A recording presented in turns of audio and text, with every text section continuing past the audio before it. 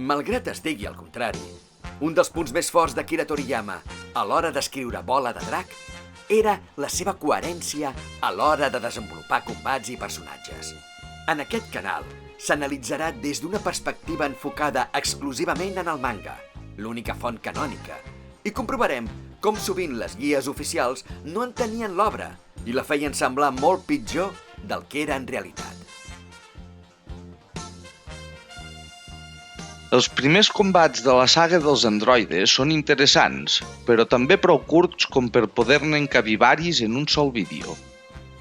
Per tant, en aquest vídeo cobriré totes les lluites contra els androides a 19 i a 20, cosa que també em permetrà tocar varis temes que s'introdueixen a la trama durant aquests combats i que feia temps que tenia ganes de tractar. Feta la breu introducció, és hora d'analitzar els diferents lluitadors implicats.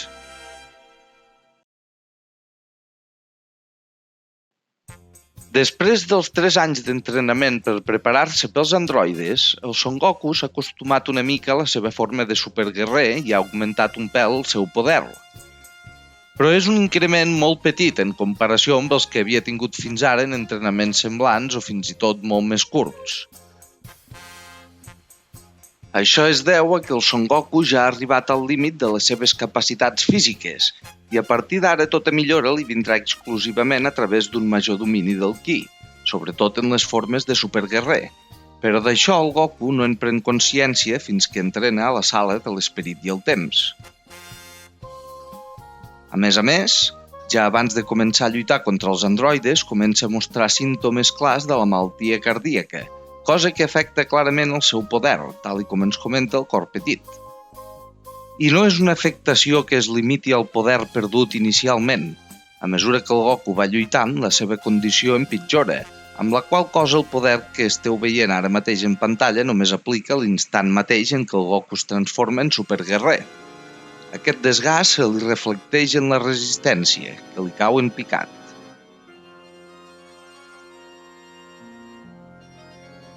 Durant els 3 anys de preparació per la lluita contra els androides, el Vegeta encara va augmentar una mica el seu poder en estat base, fins que va arribar al límit del mateix, que l'estima entorn dels 1,4 milions d'unitats. El poder del Vegeta en estat base ja no augmentarà més de manera substancial en el que queda de sèrie, i tot i que no participi en aquest combat de manera significativa, l'he inclòs a mode d'acomiadament, ja que aquesta fase esdevindrà irrellevant a partir d'ara.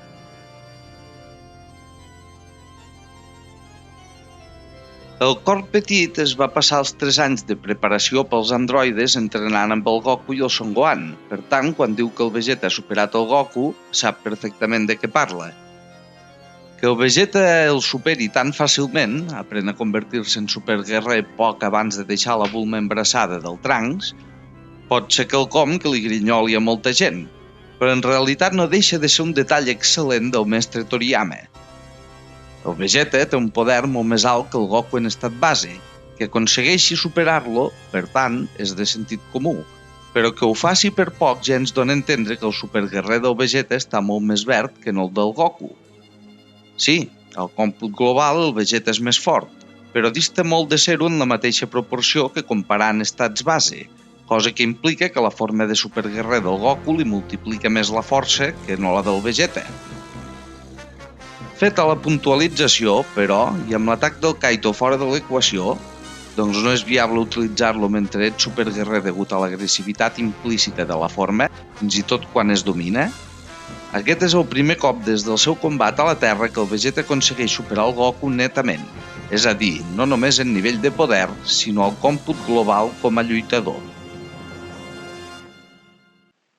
Sens dubte, qui més ha millorat durant els 3 anys de preparació per la lluita contra els androides és el cor petit.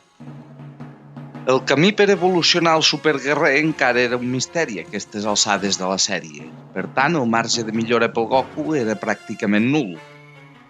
Pel que fa al Vegeta i al Son Gohan, després dels combats contra el Freezer i els Zenkais i atacs de ràbia respectius, van quedar molt a prop del límit de l'estat base.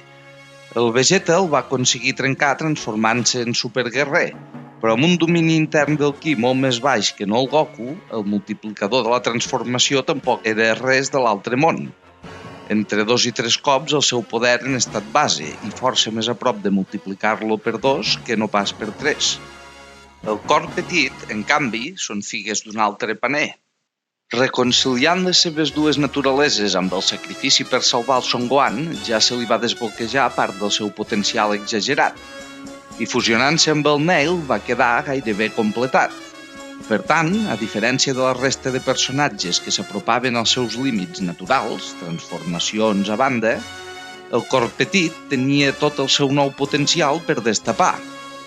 El seu poder es multiplica fins a posar-se a un nivell molt proper al del Trunks superguerrer o el Goku Namek, superant els 2 milions i mig d'unitat, quedant demostrat quan supera la 20 amb facilitat.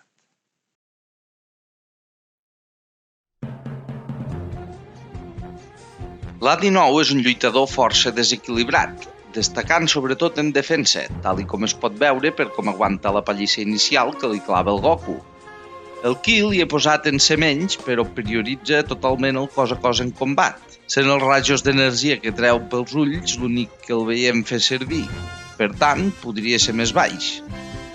Com a androide, és del tipus que necessita absorbir energia, cosa que vol dir que en perd a mesura que lluita o queda malmès. Per com reacciona davant dels cops, és evident que sent dolor. Com que és un robot pur i no un de base humana, sembla que alguna diferència hi hauria d'haver respecte a com funciona un ésser viu. Però pel tractament que veig que en fa el Toriyama, diria que el podem tractar, a efectes pràctics, com si ho fos. El que sembla evident és que resisteix les ferides no mortals millor que un ésser viu, com quan li arranquen els 2 braços i encara pot fugir corrent.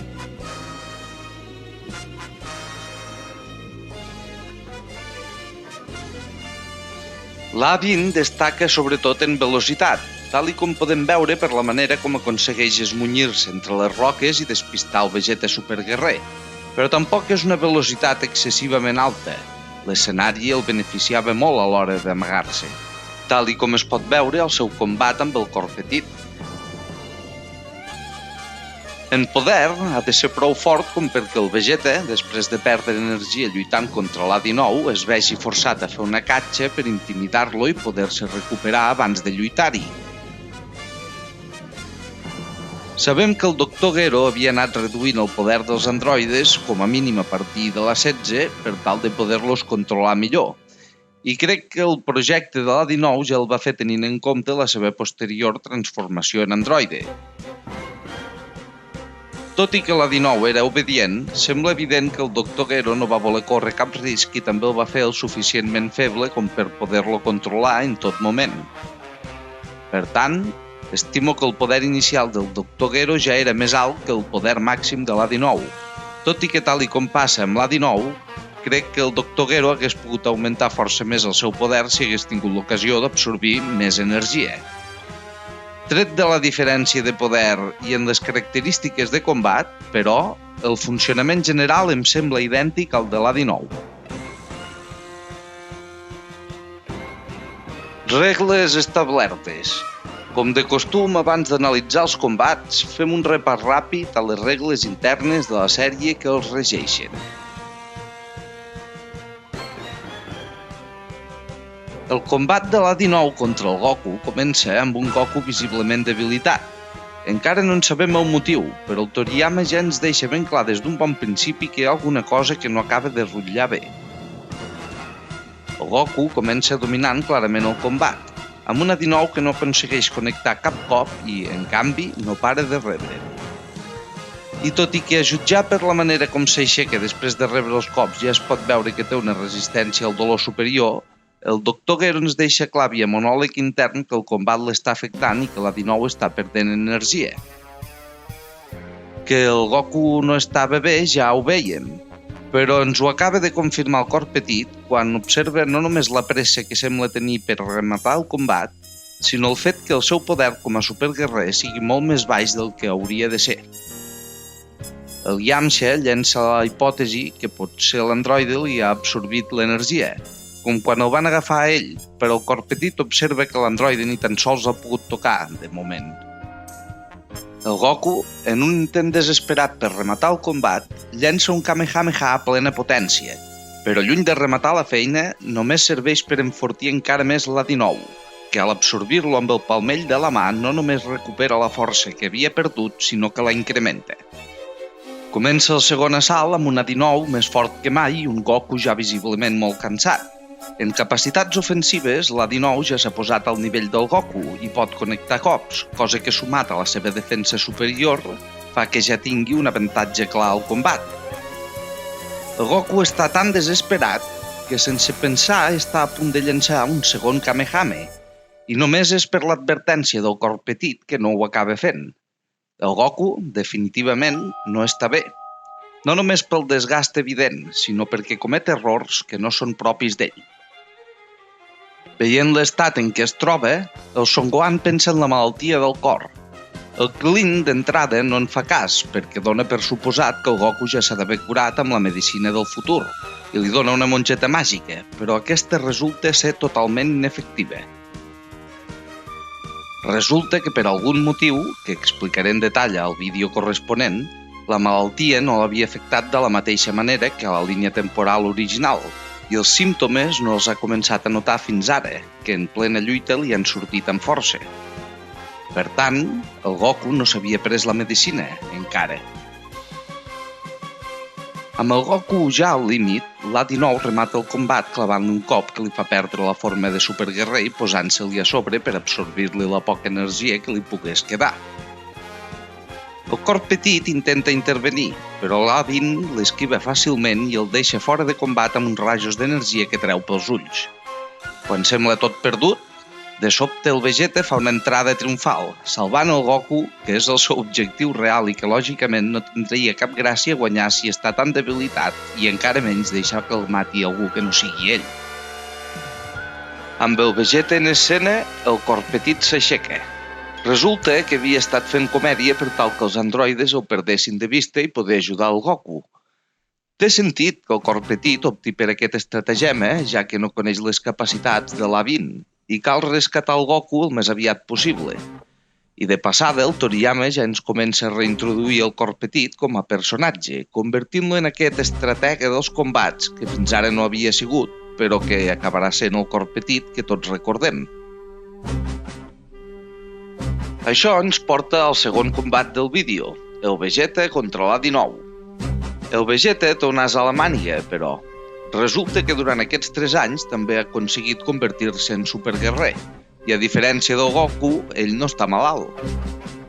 La pallissa que li clava a l'A19 m'encanta, no només per temes com la coreografia o el dibuix, que són molt bons, sinó per com tornem a tenir un Vegeta que es sent superior i ens mostra la seva cara més salvatge. Sí, ara és dels bons, però la brutalitat amb què tortura l'A19 és la pròpia que veiem en un antagonista. Només al final del combat, quan el Vegeta sembla que ja el té guanyat, és que l'A19 pot tenir un bri d'esperança, ja que aconsegueix agafar-lo per sorpresa i li comença a xuclar l'energia. Però era una falsa esperança, doncs en realitat es tractava d'un moviment calculat del Vegeta, que volia comprovar el funcionament del mètode d'absorció d'energia dels androides de primera mà. I un cop s'ha fet a la idea de com funciona exactament, aprofita que encara és molt superior a l'A19 i li arrenca tots 2 braços. L'androide, que ja no pot lluitar, intenta fugir corrents terroritzat, però el Vegeta el remata amb el Big Bang Attack, una de les tècniques més mítiques del Vegeta, que com la resta de tècniques mítiques que té, només farà servir un cop en tota la sèrie, aquest. Però ja sabem del vídeo anterior fins a quin punt són importants les introduccions, i pel que fa als atacs, els del Vegeta solen ser els que s'introdueixen de manera més espectacular. El Garlic Ho, el Big Bang, el Final Flash... Tots són atacs memorables, malgrat només surtin un cop en tota la sèrie.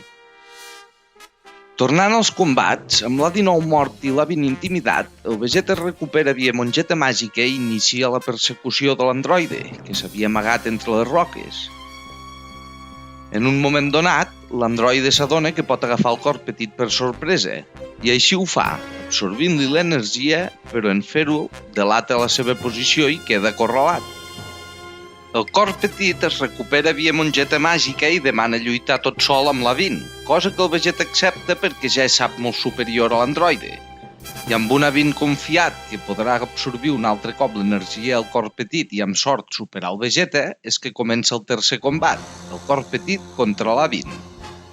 L'A20 ataca, però no triga a endur-se una mala sorpresa quan resulta que el cor petit el supera completament. L'androide no entén què passa, però el cor petit li ho explica. L'energia que li ha absorbit abans només era una fracció de la que tenia, perquè en agafar-lo a l'androide el que va fer el cor petit és reduir al màxim el seu poder. És en detalls com aquest que el cor petit es llaura la reputació com a lluitador amb una intel·ligència superior. La reacció de qualsevol altre hagués sigut intentar-se alliberar el més aviat possible amb totes les forces, permetent a l'androide, que només pot absorbir l'energia que allibera el cos, enfortir-se de valent. Però el cor petit és conscient de la situació i pensa en el bé comú, i accepta el risc de mort per tal de no enfortir l'androide i que en el pitjor dels casos el Vegeta encara el pugui matar.